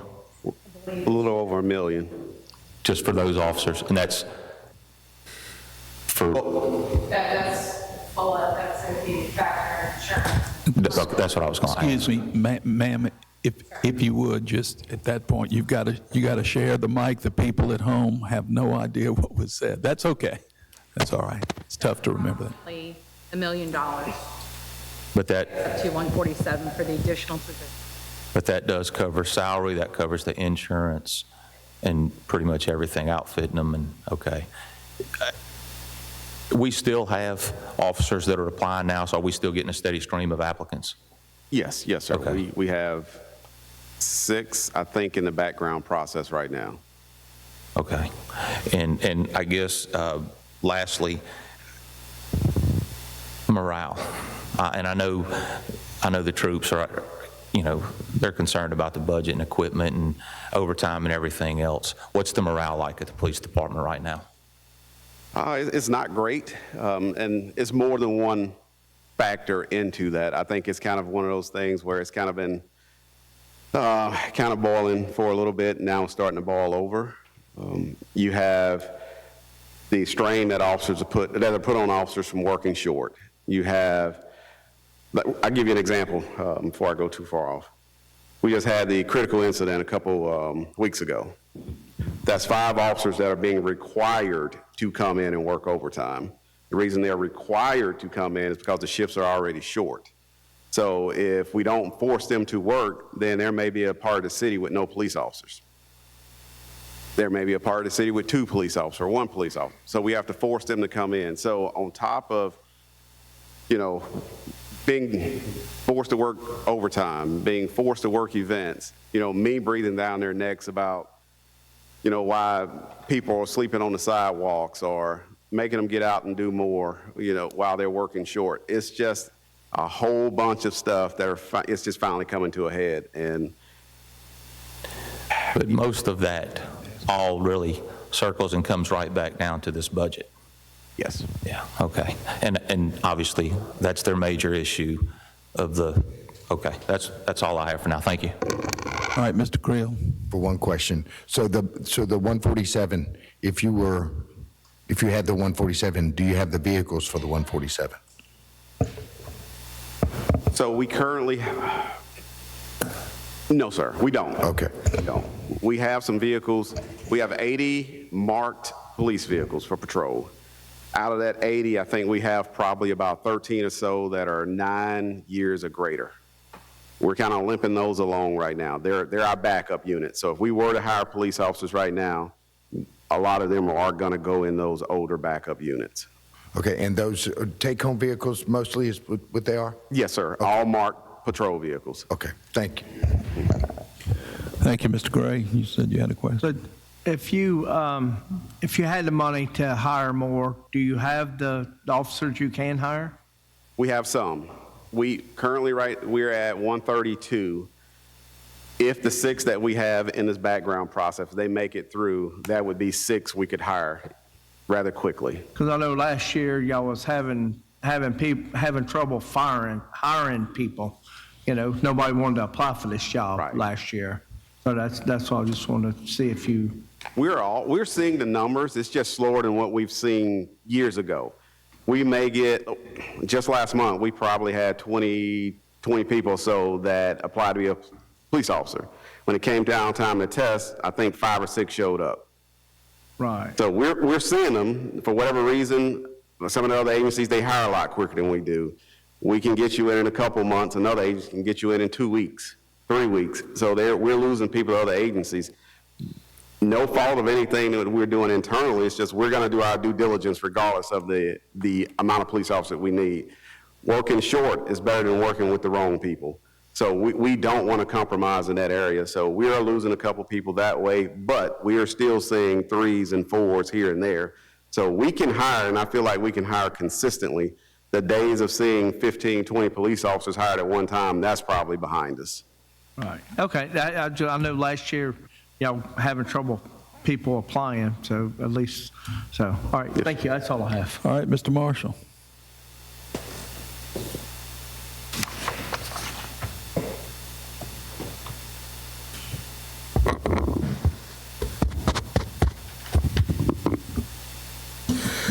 All right. Everybody know my view is always a little different, a little odd. To the police department, Chief, none of this is your fault. I think it's embarrassing to Mr. and Mrs. Biloxi that we have to sit here and listen to our chief tell us that the mere viability of our police department is on the table. We can change the wording, we can get all funky with the way we say the word, make it sound better, but bottom line is you just showed us that the viability of our police department is on the table. It's on the line. I was not expecting this type of information when I first ran for office. I began to hear it last year. That's why I could not support the budget last year. I made my concerns last year. You guys say I'm just fussing and preaching. This year, hearing this, no city should have a police chief sitting there saying the things you just said. No city that should be on this Gulf Coast, if any city in this Gulf Coast, it shouldn't be this city, of all the cities. This, what we're hearing, and I'm going to assume that every department come after you, I'm going to hear the same thing. It's going to get worse and worse and worse. It hurts me more. Not saying the other departments aren't important. They are. They're very important. But I'm just old school. If I dial 911, I'd be dang if we're going to Zoom call. I'd be dang if you're going to video call me. If I dial 911, I need to know you already on the way. You know who I am. It's showing up on the computer. You got somebody en route already. We got senior citizens having a medical emergency. We ain't Zooming nothing. I'm not putting down anybody for saying that, but we're not video recording, video chatting. That's not what we do here. The fact that we're looking for that type of a service to our citizens to save money tells you what dire shape we are in as a city, and that's embarrassing. Did I hear you say that you went to Kiesel and asked them to help? Yes, sir. Okay. We should not have to go and ask a military base to help patrol our streets or help us on our streets. Mr. Marshall, for special events. For special events. events. So I'm glad you brought the special events up. It gets worse. I told Dr. Tish that I'm gonna be nice. I'm trying to calm down. I'm not gonna, I'm gonna. Be nice and as brief to the point as you can be. Thank you. I'm not gonna be very brief because I know Mr. and Mrs. Biloxi don't pay me to be brief. They pay me to be straight to the facts, and I'm gonna do just that. We shouldn't have to ask them to help us. We should be able to take care of our own events. We are a tourist town, which means we have events. Events means tourism.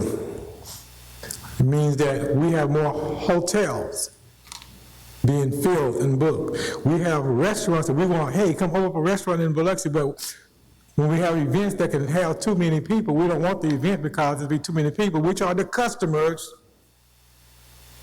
of the restaurants.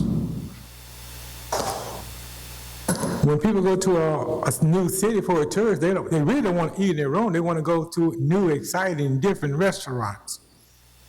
But we can't protect them because we don't have the money. This is boiled down to a failure. And it's not the police department.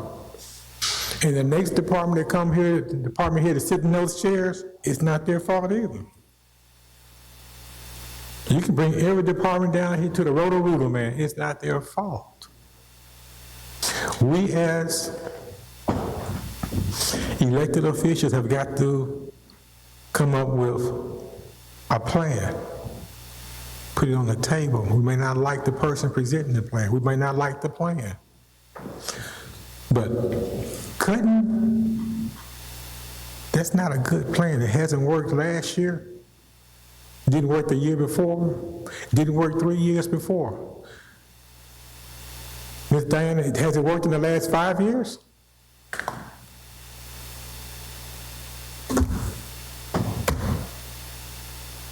It hadn't worked in the last 5 years. Hadn't worked in the last 6 years. So I guess we're talking about the definition of insanity. That's what this is. We have got to sit down and address the issues. We cannot cut our way out of this. We cannot have our police chief sitting there telling us that because of finances, he can't fully protect the citizens who are paying the bills. I do have some other things I want to say, but there again, I'm not going to preach. We just let you guys figure it out. This ain't working. It's not going to work. And we, as the elected officials, have to do our job.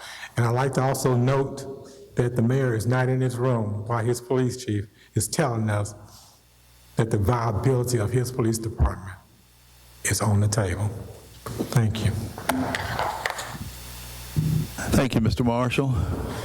Mr. Weaver. Well, as the Chief Administrative Officer, I'm the one who deals with the budget on here from this.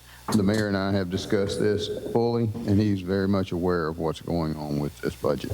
I didn't elect you, sir. Thank you. I appreciate you, though. I like you. Easy, Mr. Marshall. But I did not elect you. You know you was not on the ballot. Thank you. Thank you, Mr. Weaver. I appreciate that. There being no further questions of the police chief and his trustee assistant, thank you for coming again today. Chief, as I said earlier, appreciate your clear explanations and describing the situation. And we appreciate the job that you do. It's a difficult job regardless. It's always a difficult job. Thank you so much. Thank you. Appreciate it. Okay. Mr. Weaver, who's next in the lineup? Stop it.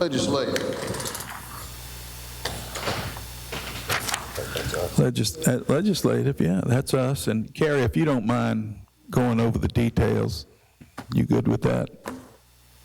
Do you want me to? I'm happy to do whatever, but I know you deal with this. There's really not a whole lot to say. We've cut out everything except those things that we're required to do by law. Correct.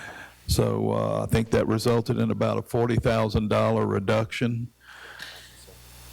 $40,756, because Mr. Creel is counting individual dollars, and we appreciate that. That being said, is there anything else you needed to add to that? Were there any questions from the council? Mr. Shoemaker.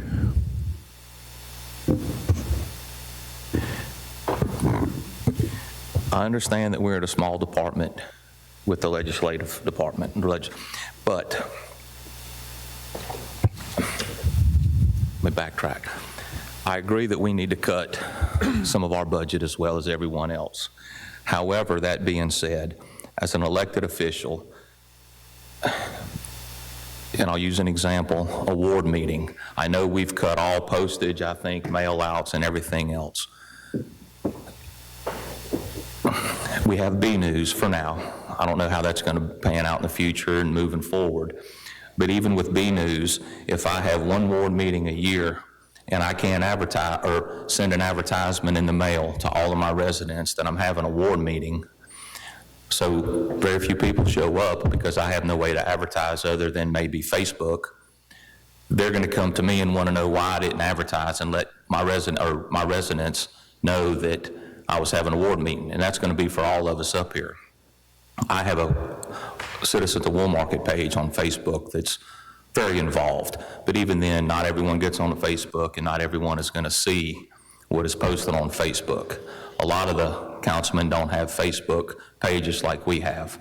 So I have an issue with our part of the budget being cut that I can't even send a mail out when I have a ward meeting, because it's hard enough, quite frankly, as an elected official sometimes from the administration and the things that get put back on us that we have no say-so, zero to do with day-to-day, that we get, I guess, accused of and blamed for.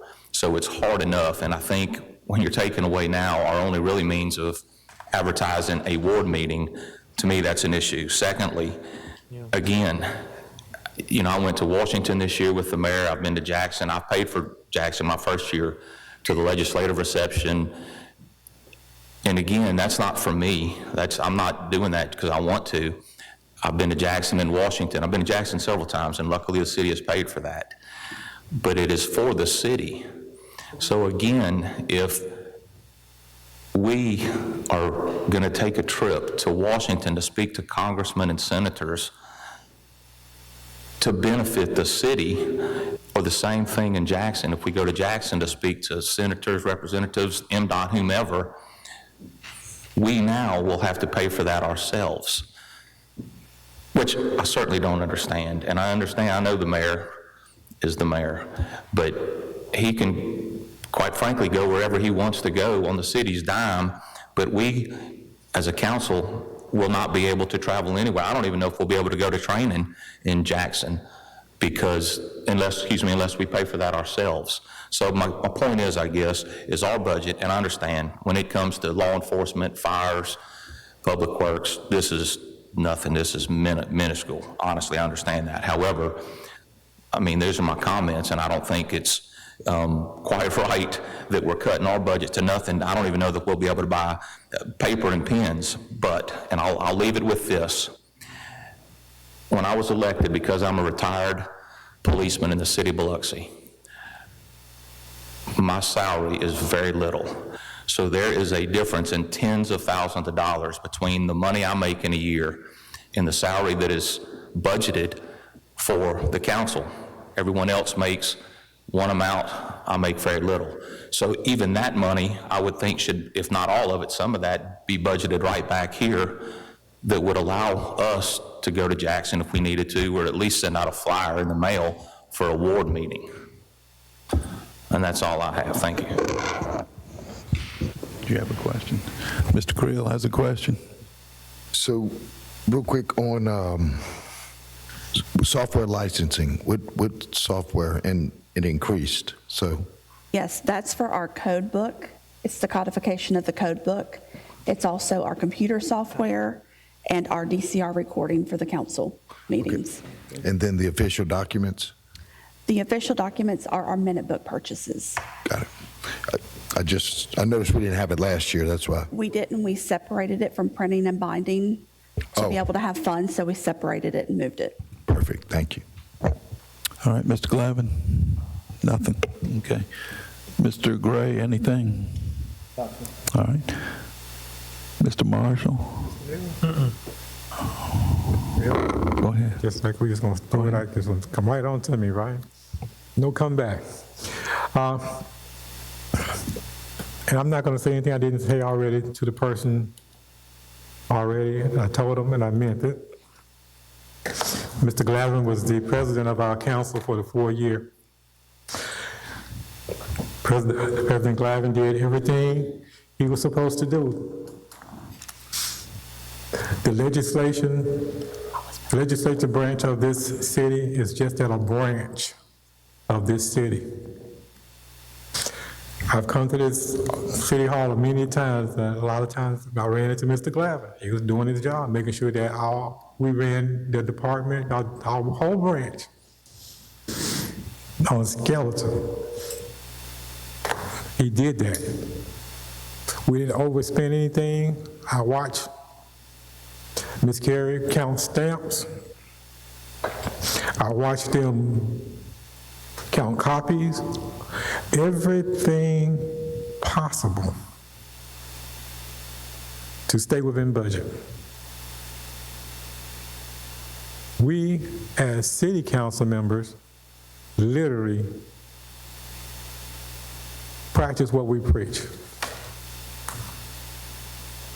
If I decided, and I've traveled looking for a grocery store, I've been all over looking for a grocery store, not one receipt was for gas or my time was ever brought back to present for a refund, because I knew the money wasn't there. I've gone to Jackson, I've gone all over Mississippi, touring grocery stores, I've gone to Louisiana, Alabama, Georgia, I've been down in Florida, up in Memphis, looking, I know that that's not an option. Any convention that I know of about legislation of a city government, I look at them, I say, I can't go because I don't have the funds.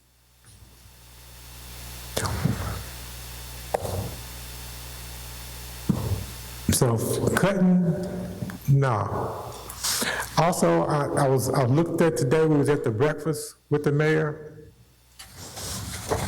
and I like that event, but we didn't have anybody from the legislature there. Every time we ask them to do something, we need something, call them on the phone, ask them, send them an email, text, whatever, they do it. But when it comes around to the celebration of the city events, they're not invited, there's no money paid for them. Do we have the money even to ask to invite them to come, to sit and have a breakfast after doing all the work all year? And we're gonna look at that and slight them again? We have to stand up. And we have to say, no, we did what we're supposed to do. This is, of all the city government, and I got other branches coming, not branches, but other departments coming. This is the one branch, Dr. Tisdale and President Glavin, y'all did this right.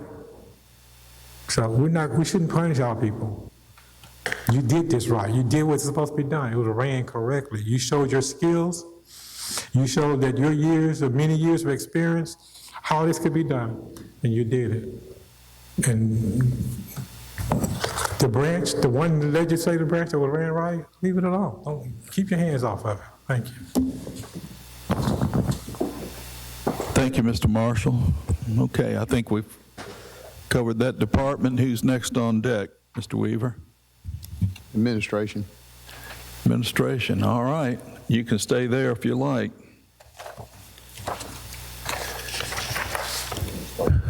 It's all yours. As you can see, the difference as far as from this year to last year was about $211,000. I'm sorry, 281. Personnel-wise, we have not increased anything, actually reductions. Everything is down I don't know. to the bare minimums, just like all the other departments.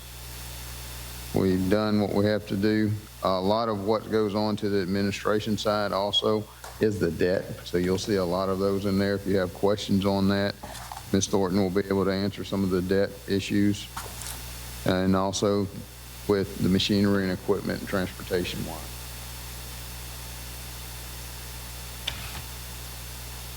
Any particular questions you have from the administration side? You said 211 or two? The reduction from last year to this year? Yeah.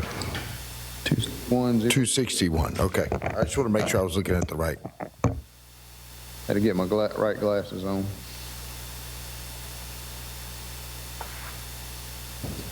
But if you see some of these larger numbers like 6730 on other debt principal, that's where the administration pays for those different debts that come out. Diane, any comments?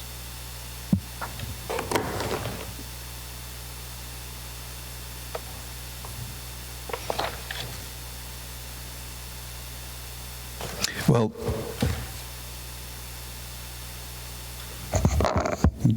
give me a minute, please. Real quick off the top of my head, reinsurance, is that be included in here, right? Collections on reinsurance? No, reinsurance is part of the self-insurance funds, and that would be Fund 53 and 54. Okay, so that wouldn't be included in there. Okay. The figure you see in here is for our property, general liability, and workers' comp portion that belongs to the general fund. So that 3.2 million is our portion. And how it works is everything flows through the workers' comp, general liability, and property insurance fund, and then it's allocated back out to the general fund, water, sewer, and port. In another and then line. that's our premium portion, right. So on 6048, the increase, is that? 6048, that's health insurance. Right, so the increase would be? The increase can be part of someone changed their status, like someone may have been single last year and now they're a family this year. Okay. We have not updated premiums yet because we do not have them for 27 yet. Right, we should have those premiums, I think, in the next couple of weeks, although, as By we the end of- discussed earlier, we can't bind them till later, but I should have some pretty good numbers by then. And real quick on 6623, the savings there? That's for no longer renting the post office. Oh, We have 1 month left, that's October, and then the lease is up. I do have a question. This would be true for each department, I think. I think they each have a line item for utilities. I'm thinking electricity or fuel, and I know with fuel charges bouncing up and down in this economy, even a nickel a gallon or a quarter a gallon, that's a significant chunk if that's increased for a while. I don't know what we can do, or is there a way to work at reducing our fuel bill? I don't know how you tell somebody, who's doing plumbing work for the city, don't drive more than 20 miles to do plumbing work, all this week or something. But it's one of those things. I don't know. I don't know how that would be done. I don't even know if it's possible, but fuel and electricity, particularly when I look at the docket, and they're broken down, I guess, by meter. And boy, there's, I don't know, how many meters do we have, electric meters in the city? There must be 300 easy. A lot. There may be 400, I don't know, and each one of those, I don't know what the locations are. I don't know if Mississippi Power could tie those meters to particular locations. Know the locations. Okay. Is it possible to reduce the electric bill in any feasible manner? And I don't know what the savings. But street lights, Yeah. and by street lights, I mean lights at night. Right. No. And that's part of the equation. Not only that, I'm just thinking. I remember. We just built a new neighborhood that we're responsible for the lights. It's going Right. to cost almost $100,000 a year to light that neighborhood. Right.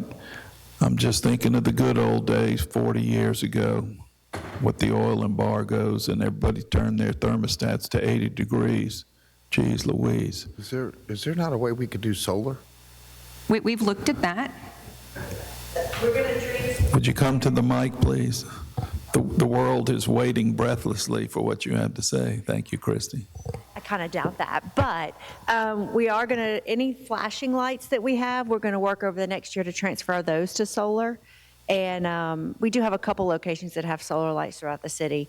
But yes, we're working on that. Well, for example, I hate to keep bringing up this one subdivision, but the one right there, the 219 homes on Pops Ferry Road, the lights within that subdivision, is there not a way we look at it now before they start the infrastructure part of it to see if they're going to put the streetlights in and we're essentially going to be responsible for them, is there not a way we can say we don't want the ones that you plug in?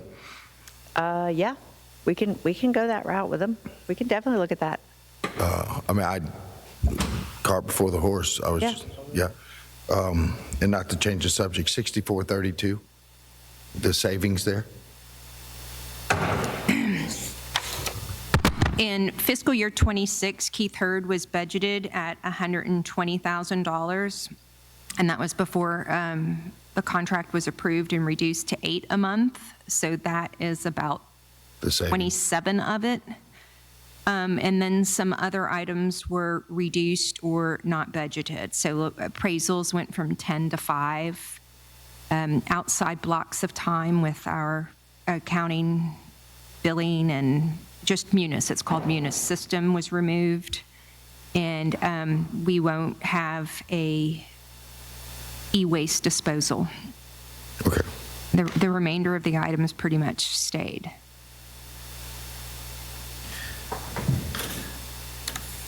And we went through from the information services side, and Shane went through as much as we possibly could to do savings.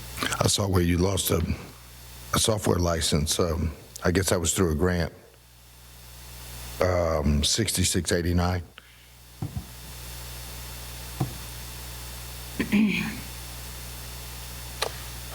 Yeah, that was a grant we had this year, but for the most part, our regular softwares are still there. That grant was a one-time grant. Is Shane still in here? It was that cyber, I don't really know what it did. Thank you, Shane. I think it was a one-time payment. Yes, that grant was for a update software that we have. And it was just a one-time grant from the Mississippi Department of Homeland Security. So it was for an upgrade. So we still have the software. We're gonna have to pay for it this year. We'll have to pay for it now. Question on, thanks, Shane. Question on software. I'm just curious how much with each renewal, because now we have to do these annual renewals, as I recall. And I'm thinking, just in the last 5 years, you can't answer this question right now. I'm just wondering how much the cost of these the increased cost for software. On average, they go up 2 to 5% per year, sometimes more. Sometimes they don't increase at all. Right. But on average, it's 2 to 5% per entity. Right. So that's running every year. Everything's going up 2%. Where we also look to see if there's something better on the market, if there's something different on the market. Right. I know that PD has looked and found some things that were cheaper that they liked better that they switched to. They've also looked and found that they were paying for modules that did not benefit them, and they could carve them out and remove them. What do you reckon, Diana? You may not know all of this. The answer to this, I'm wondering what we spend for all the software. Across the board, we probably spend $2.4 million. PD is $1 million by themselves, admin's almost $1 million by themselves, and then we have a few stragglers. But police wear body-worn cameras and tasers. That's $500,000 right there. Yeah, and in this day and age, you really got to have it. And then the accounting system is what I call it, but it's Munis, but it works in multiple departments. It is our payroll, accounting, HR system. It's over $400,000 a year. So if we're spending, say, $4 million on software. No, it's about 2.4. million? I'd say it's about 2.4. Okay. $2 million, 2% of that would be, I don't know, 40,000 every year. That's an additional 40,000. 2%. It's 2 to 5%. Right. It depends on the vendor. It depends on what it is. And it's not just software, it's other goods and services, elevator contracts that we have. I know that they go up periodically, the same thing on copiers, whatever. Just wanted to make that point out there. Yeah, what do they call it? Rockets and feathers. It goes up and fast, but they never do go down. Were there any other questions, administration? Mr. Gray, anything? No questions. It just same thing. We're watching the budget, watching what we're spending. Everything's going lower and the revenue's not going up. Right. I mean, so we have to figure out a way to get our revenue up. Right. I mean, Mr. Nail, everything's anything? going down. That's all I have. Mr. Marshall? I'll come back to it. Mr. Marshall? Some coffee.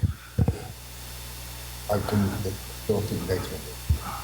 Okay, there being no further questions for administration, we'll move on. What's next? Thank you, Doctor. Like I said, the main thing to go in what Councilman Gray said, if we take a look at it, as we go through, the mayor hit on it today, our population is about 50,000. Right. Every weekend, fire, police, public works, parks and rec are supporting anywhere from 120 to 150,000 people. That's what we've got to be able to take a look at from a revenue generating standpoint. That's my comments on it. We'll go in executive next, please. We're moving on, Mr. Marshall. Okay. Who's next? The executive?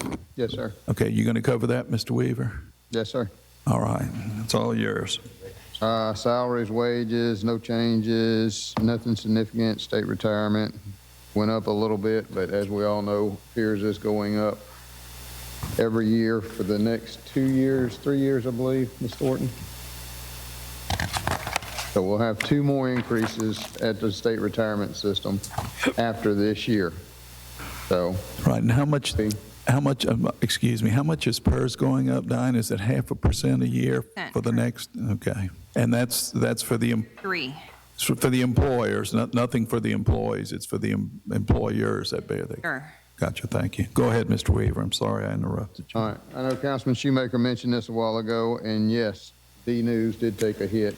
We took a look at that at the 12 times. We took a look at it at the 4 times, and even at 4 times, that was $170,000. Based upon reduction in every other department, we had to take a hard look at those. We allowed $25,000 so that we're still able to do the mandatory mail-outs on the water quality. I know Jerry, there's 4 different ones that we have to do, and Cecilia's got that information if you need to know which ones it was. She provided, so we've got 25 for there. We reduced a little on the BTV, still maintaining that. The B text, what one? B alert, we left that one alone, Councilman Creel. I was very adamant about that one. And, but it does work. Postage went down, community relations, everything, conferences, conventions, as you can see from the executive side, significant reductions as well, too. So, real quick. Your questions. Okay, Mr. Creel has a question. All right, so out of the 311 cut, or reduction rather, the majority of that's B News, 250, or 2... At 170, because we were budgeting only on the 4. 264,000.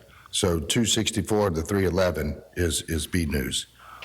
So it'll no longer be B News, it'll just be your required mailers. It won't be a newsletter anymore. Quarterly report or something. Yeah, quarterly report. Either that or we just send out news 3 months at a time. So with that,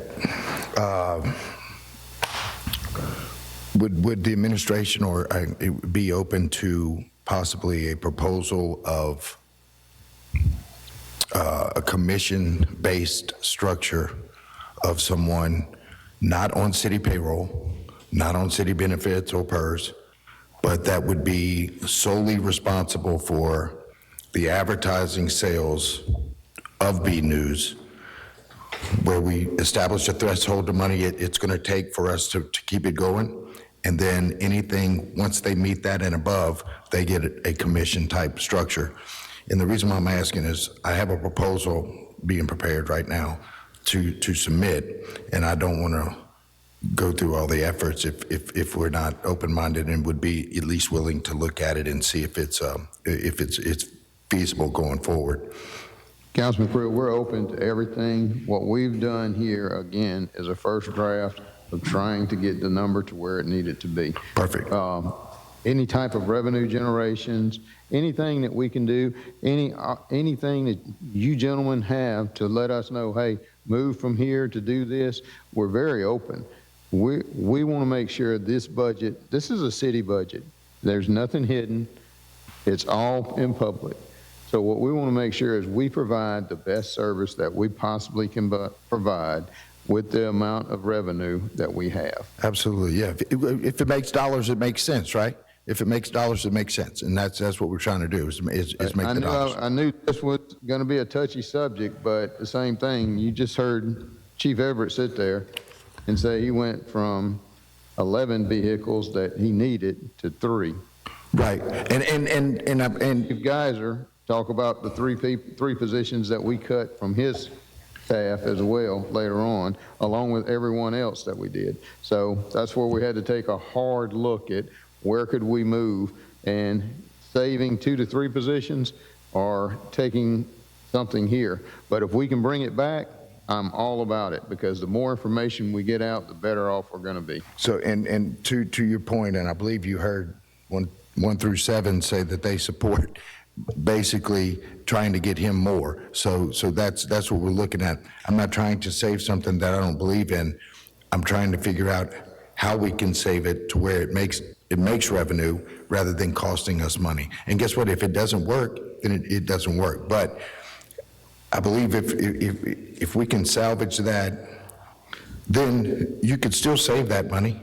That money would still be saved because it'd be generated through a different source, and that's $300,000 that can be transferred over to police and/or fire. So, I'll drop that off. So thank you. Any other questions? Mr. Shoemaker? Mr. Glavin? Nope. Mr. Nail? Nope. Mr. Gray?